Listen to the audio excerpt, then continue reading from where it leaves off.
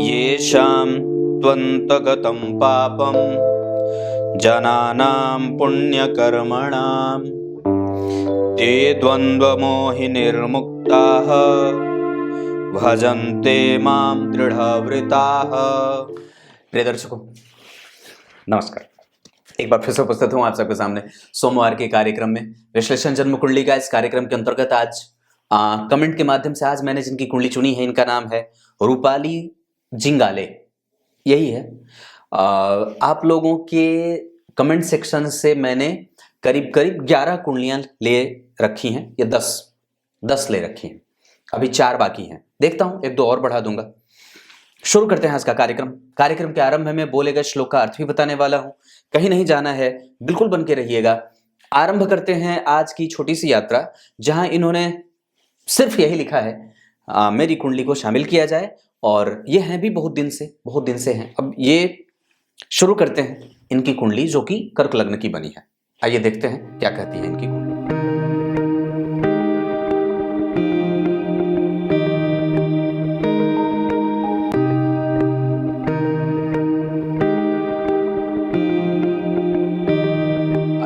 अब आपको सीधे विषय पे लेके आता हूं। इनकी कुंडली में सबसे पहले मैं इनकी कुंडली का पंचांग पढ़ के बता देता हूं। पंचांग वो अंग होता है कुंडली का, वो विशेष भाग जहां से व्यक्ति की कुंडली का फाउंडेशन तैयार होता है। मतलब उसी के बेस पे आपकी कुंडली में ग्रह नक्षत्रों को बल मिलता है।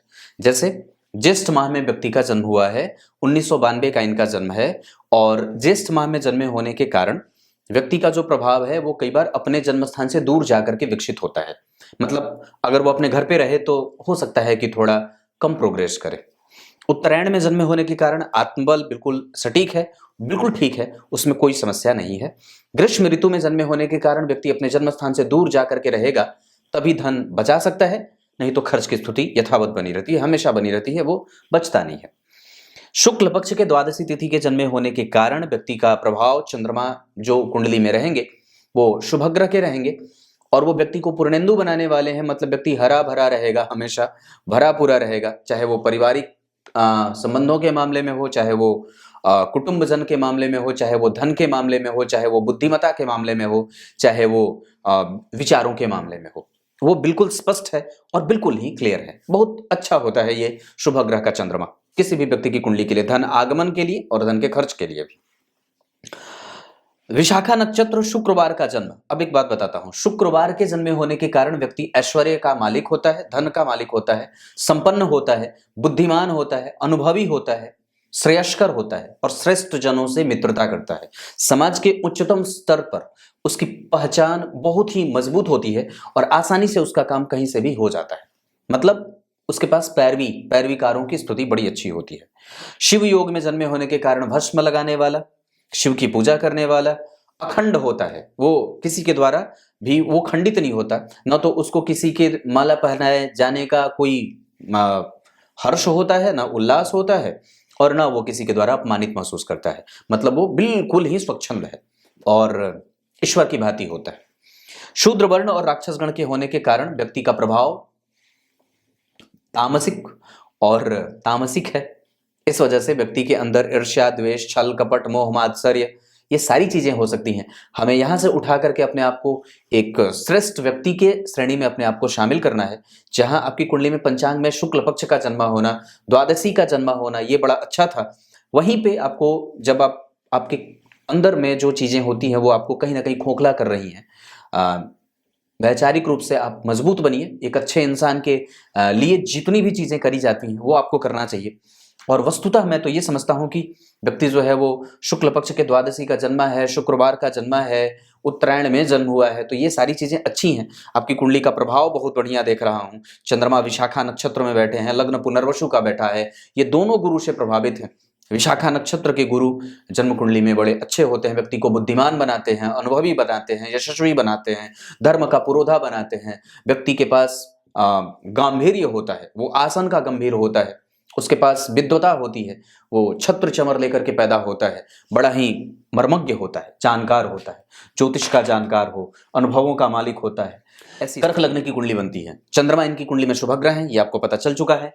चंद्रमा के ही राशि का निर्माण लग्न में हुआ है और लग्न के अधिपति चतुर्थ स्थान में बड़े अच्छे मजबूत होकर के वृश्चिक तुला राशि का निर्माण कर रहे हैं, जिसके ऊपर अभी ढैया का प्रभाव है, जहां से राशि के अधिपति स्वग्रही सूर्य के साथ बैठे हैं, जो कौन है? आपकी कुंडली का धन भाव का अधिपति। अब जरा विचार करिए, तो लग्न के अधिपति चतुर्थ में बैठे, ये चौथा भाव माता का, पिता का, सर्वस्व सुख का और मेंटल स्टेबिलिटी का, प्रत्येक प्रकार से व्यक्ति को एकदम शांत और बड़ा ही परिपूर्ण बना देता है।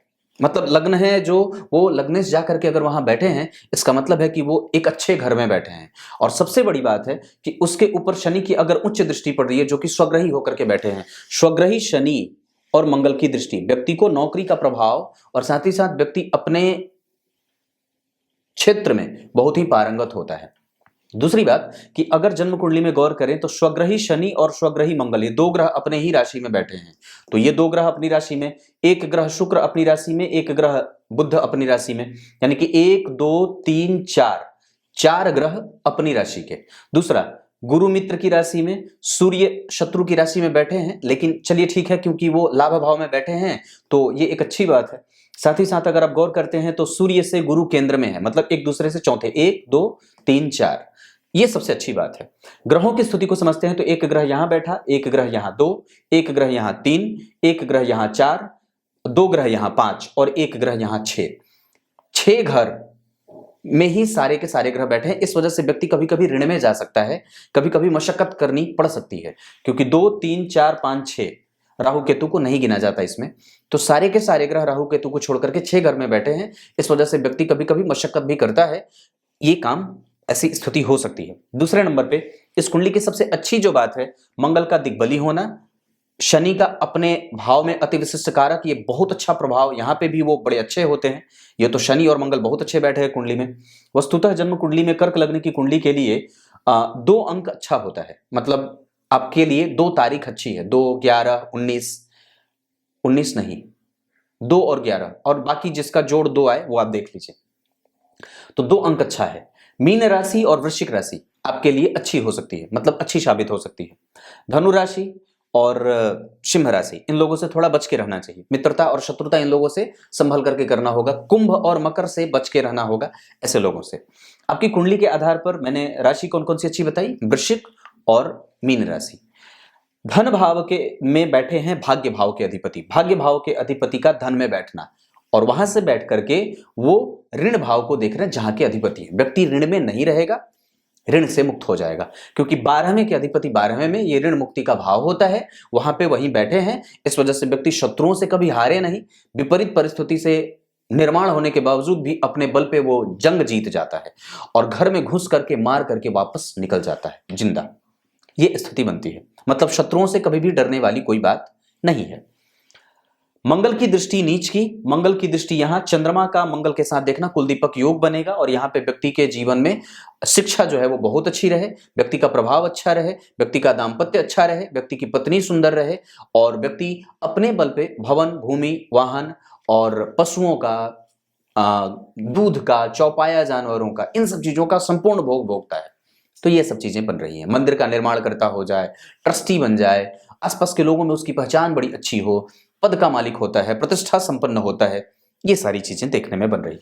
गुरु की 7वीं दृष्टि यहां कुंभ राशि, जिसके अधिपति अष्टमेश लग्न को देख रहे हैं। इस कुंडली में मारक होते हैं शनि, और दूसरे मारक के रूप में सूर्य व्यवस्थित रूप से, जैसे कि आपकी कुंडली में देख रहे हैं, शुक्र के साथ। लाभेश अगर लाभ भाव में बैठे हों और वो अगर शुक्र हो, ध्यान से समझिएगा, लाभ भाव का अधिपति अगर लाभ भाव में बैठा है, एकादशवां भाव लाभ भाव, वहां का अधिपति अगर वहीं बैठा हो और सूर्य के साथ बैठा हो, तो व्यक्ति जो होता है, चूंकि सूर्य की 7वीं दृष्टि यहां पंचम भाव पे पड़ती है, तो व्यक्ति को यश, मान, पद, प्रतिष्ठा और दया का पात्र बना देता है, और व्यक्ति चहुओर उसकी कीर्ति फैलती है।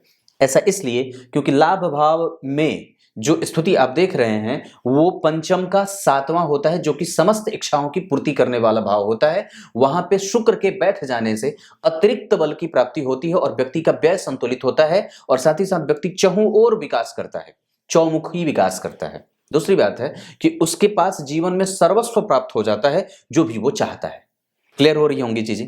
ये बात अच्छी है।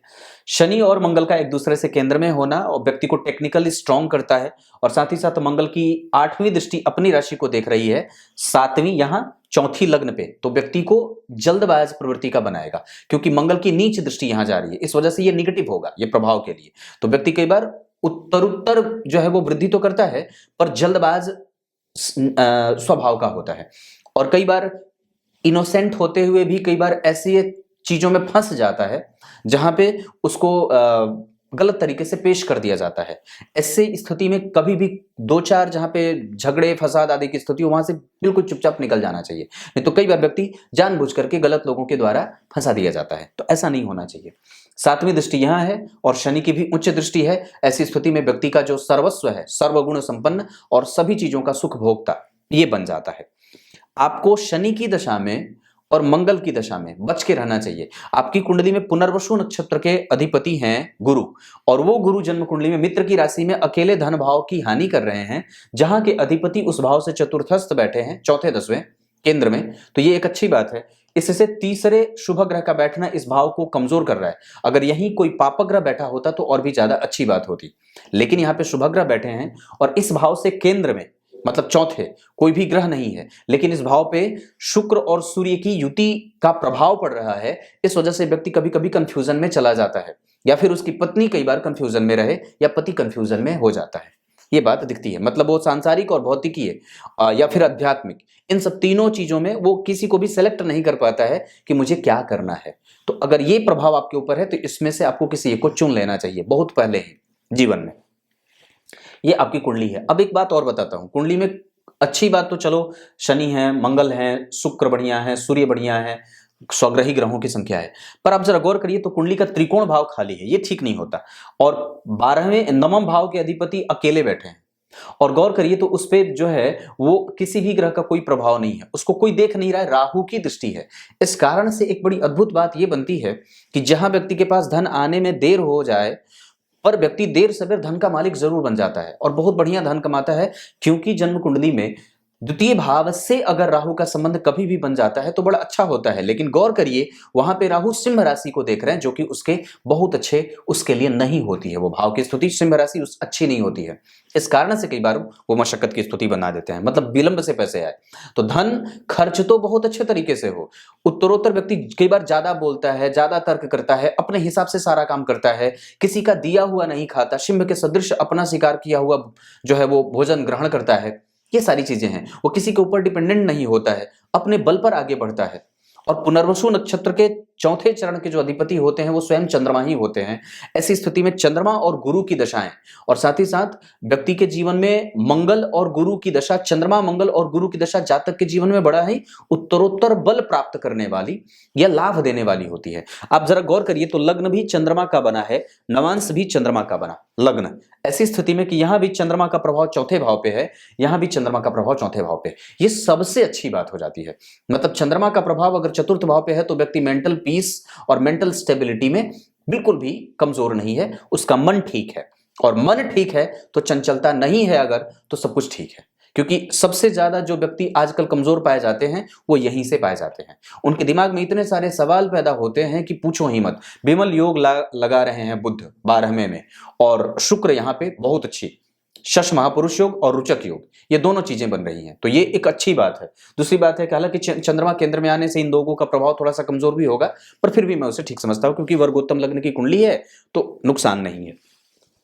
गुरु का शनि के साथ बैठना, पत्नी गंभीर वाणी की और गुरु वर्गोत्तम हो जा रहे हैं, ऐसी स्थिति में व्यक्ति का प्रभाव देर सवेर धन आ ही जाए। ऐसा इसलिए क्योंकि उसका डेली बेसिस का इनकम बढ़ता जाता है, डेली बेसिस के इनकम भाव के अधिपति यहीं बैठे हैं। पर एक बात है कि शनि जब शश महापुरुष योग का निर्माण 10 नंबर की राशि में कर रहे हो तो व्यक्ति को थोड़ा सावधान होना चाहिए। कई बार उसके अंगों का जो होता है वो प्रभाव कम हो जाता है, कई बार वो मोटा हो जाता है, थुलथुला हो जाए, या कई बार बहुत ज्यादा एक्सट्रीम हो जाए, कई बार वजन बहुत ज्यादा बढ़ जाए या तो वजन बहुत ज्यादा कम हो जाए। इसको मेंटेन करना होगा, ये बात है। दाम्पत्य में आपको मेंटेन करने की स्थिति बनती है, नहीं तो कई बार पत्नी जो होती है वो हावी हो जाती है या पति हावी हो जाता है। जो बैलेंस करने की स्थिति होती है वो थोड़ी सी कमजोर हो जाती है, हमें इसका ध्यान रखना चाहिए। तो ये बात बनती है। यहाँ बुध बैठे हैं, दाम्पत्य बिल्कुल भी कमजोर नहीं है, बिल्कुल ठीक है। यहाँ पे शुक्र नीच के हो जा रहे हैं, इस वजह से कई बार आप जब इस चीज को देख रहे हैं तो अष्टम के अधिपति अष्टम को देख रहे हैं गुरु के साथ, संतान और ससुराल दोनों ठीक है। संतति भाव के अधिपति मंगल जो है वो जन्म कुंडली में इसको देख रहे हैं, इस वजह से संतति का कोई कष्ट नहीं है। और गुरु ठीक है कुंडली में, वर्गोत्तम होकर के बैठ रहे हैं, इस वजह से भी ये स्थिति ठीक बनती है, मतलब यहां भी कमजोरी नहीं है। इस कुंडली की सबसे अच्छी बात है कि जन्म कुंडली में आपको चंद्रमा सबसे अच्छे देखे जा रहे हैं। अगर लग्नेश ही सुव्यवस्थित हो रहा हो तो कहीं पे भी परेशान होने जैसी कोई बात नहीं है, चाहे कुंडली में कितनी ही समस्याएं उभर करके आ रही हो, अगर लग्न और लग्नेश ठीक है तो समस्या नहीं है। दशमांश कुंडली में गुरु का स्वग्रही होना, बुध का स्वग्रही होना और शुक्र का स्वग्रही होना, यह सबसे अच्छी बात है जो कुंडली को बहुत ही बेहतर बनाने की दिशा में लेके जा रही है। इसका मतलब है कि व्यक्ति का करियर भी कभी भी कमजोर नहीं है और बिल्कुल ही वो सटीक है। अब व्यक्ति क्या करता है ये तो उसने बताया नहीं है, पर लेकिन जन्म कुंडली में शनि और मंगल का प्रभाव व्यक्ति को कंस्ट्रक्शन के क्षेत्र में, हार्डवेयर के क्षेत्र में, टेक्नोलॉजी के क्षेत्र में, रियल एस्टेट के क्षेत्र में आदि क्षेत्रों में और कई बार कंप्यूटर से संबंधित क्षेत्रों में व्यक्ति को विकसित पद पे ले जाकर के स्थापित कर देता है। 1992 के हैं ये, इन्होंने कुछ बताया नहीं है, पर मैं एक बात समझता हूं कि व्यक्ति के पास कभी भी धन की समस्या नहीं है, कभी भी पिता का सुख और माता का सुख कमजोर नहीं है। ये दोनों ही चीजें बिल्कुल व्यवस्थित हैं और बिल्कुल ही इनका लाभ मिल रहा है। ये आपकी कुंडली में स्थिति मैं देख रहा हूं। आपकी कुंडली में मंगल षडबल में सबसे बलवान, शुक्र बढ़िया बैठे हैं, शुक्र और मंगल का प्रभाव बहुत बढ़िया। शनि, एक बात बड़ी अद्भुत है, शश महापुरुष योग थोड़ा कमजोर होता है कभी कभी। आप अगर इनकी कुंडली में ग्रहों की स्थिति देखते हैं तो सूर्य बाल अवस्था के बैठे हैं जो 50% का परिणाम करेंगे। चंद्रमा वृद्ध अवस्था में बैठे हैं, ऐसी स्थिति में वो 25% का परिणाम करेंगे। मंगल जो है वो जन्म कुंडली में जिस डिग्री पे है उसके आधार पर 4 डिग्री पे बाल अवस्था के हो जाएंगे, ये भी 25% का परिणाम करेंगे।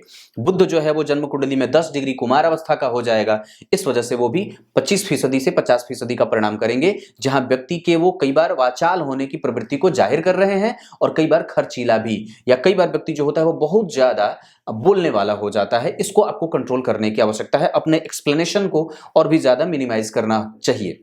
जहां पे व्यक्ति की मेमोरी पावर बड़ी ही सुदृढ़ होती है, बहुत तुरंत ही ग्रास्प करने की क्षमता बड़ी ही व्यक्ति को मजबूती को ले जाकर स्थापित करने वाली होती है। गुरु बहुत बढ़िया बैठे हैं, डिग्री में वो युवावस्था के होंगे क्योंकि 13 डिग्री के हैं, और शुक्र आपकी कुंडली में जो बैठे हैं वो 27 डिग्री के हैं, ऐसी अवस्था में 27 डिग्री के बाल अवस्था के, 24 डिग्री के शनि बाल अवस्था के। शनि और शुक्र दोनों बाल अवस्था के हैं, ऐसी स्थिति में व्यक्ति को थोड़ा सा बालकपन से दूर रहना चाहिए। अभी तो आपकी कुंडली में शनि की दशा भी चल रही है, अनुभव प्राप्त करिए। अभी तो आप खेल कूद रहे होंगे, पर इसी शनि की दशा में आपको अनुभव भी प्राप्त करना चाहिए। राहु और केतु आपकी कुंडली के लिए जिस अवस्था में है उस आधार पर अगर मैं डिग्री देखता हूं तो राहु 6 डिग्री के कुमार अवस्था के हैं, ऐसी अवस्था में व्यक्ति को अल्हड़पन से दूर आना चाहिए। अभी शनि की दशा है, राहु का अंतर है, मैं समझता हूं कि 2023 तक अभी आपको या 2025 तक लाजवर्त धारण कर लेना चाहिए, यह स्थिति बनती है। आपकी कुंडली के लिए राहु धनु राशि में बैठे हैं, जिसके अधिपति दोनों राहु और गुरु का संबंध है। आपके ऊपर यह दबाव रहेगा कि आप मंदिर का दर्शन करें, बड़े लोगों का आशीर्वाद ग्रहण करें, पितरों का आशीर्वाद प्राप्त करें, पितरों को दीपक दान किया करें, मंदिर धोने का काम किया करें। आपकी कुंडली में गुरु अकेले हैं, लेकिन नवांश कुंडली में वो शनि के साथ जा रहे हैं जो कि सप्तमेश है, तो इस कारण से कई बार दाम्पत्य में कटुता भी आती है और कई बार पत्नी जो होती है वो बहुत ही मुंहफट होती है या कुछ भी बोलने से पहले सोचती नहीं है, या पति भी ऐसा मिल सकता है, तो इस चीज को आपको ध्यान देना होगा। दशमांश कुंडली में चंद्रमा का उच्च का होना, स्वग्रही बुध, शुक्र का स्वग्रही, गुरु का स्वग्रही, राहु का स्वग्रही, ये बहुत अच्छी स्थिति है। मतलब आपकी कुंडली में आप अपने बताया नहीं है कि क्या कर रहे होंगे, लेकिन फिर भी मैं जो कुंडली देख रहा हूं इसके आधार पर व्यक्ति कभी भी कर्म क्षेत्र के लिए निरुत्साही नहीं है, परेशान नहीं है और उसके सामने करियर कभी भी परेशान करने वाला नहीं है। अगर ऐसी कोई बात है तो निसंदेह आपको बजरंगबली की पूजा कर लेनी चाहिए और डेली बेसिस के इनकम पे ध्यान देना चाहिए। आपका पार्टनर ठीक है, आपका दाम्पत्य ठीक है, आपकी कुंडली में धन देर से आया हो या आ सकता है, पर वो जब आएगा तो बहुत ही मजबूत और सुदृढ़ आएगा। आपका व्यय बिल्कुल संतुलित है, आप शत्रु से बिल्कुल ना डरिएगा। आपकी विपरीत परिस्थिति में आपका जो एक प्रभाव है वो बहुत ही बेहतर हो रहा है।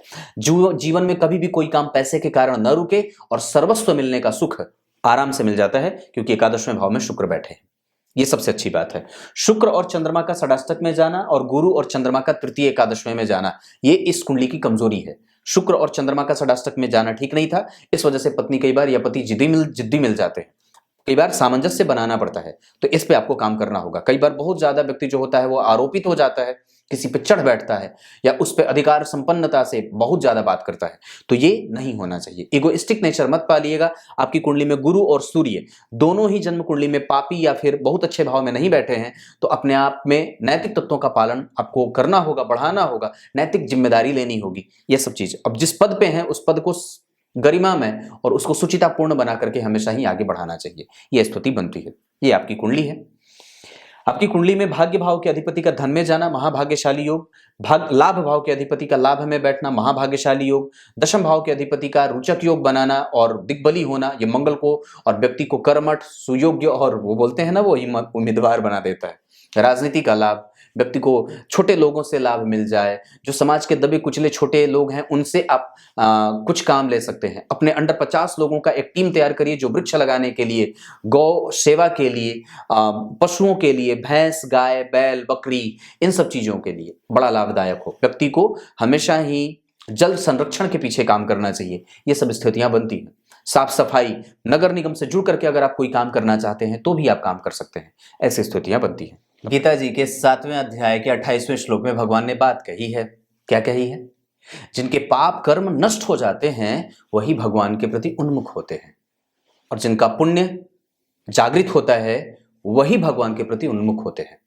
और आप सोच लो कि अगर आपके आसपास कई प्रकार के ऐसे लोग, एक बड़ी अद्भुत बात बताता हूं, बताऊं? तुम मरो तब मैं अपना पेट भरूंगा, तुम मरो तब मैं अपना पेट भरूंगा। ये पाप का अन्न जब तक पेट में रहता है तो विचारों को पापी बनाता है।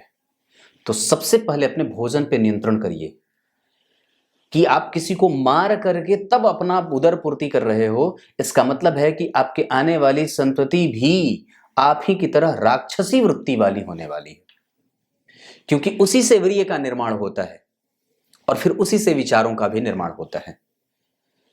तो देख लेना चाहिए, आप जो खा रहे हो वो किसी का खून या किसी का मांस तो नहीं है, या कोई मर के किसी को मार के अपना भोजन उदर की पूर्ति तो नहीं करी है। और वहां पे भगवान ने यह भी बात कही है, वस्तुतः गीता जी के श्लोक का अर्थ यह है कि जिसके पुण्य जागृत होते हैं वही मेरी भक्ति करता है, जिसके पाप जागृत होते हैं वो कभी मेरी भक्ति की तरफ नहीं आता है। बस इतनी सी बात है। तब तक के लिए बहुत बहुत नमस्कार।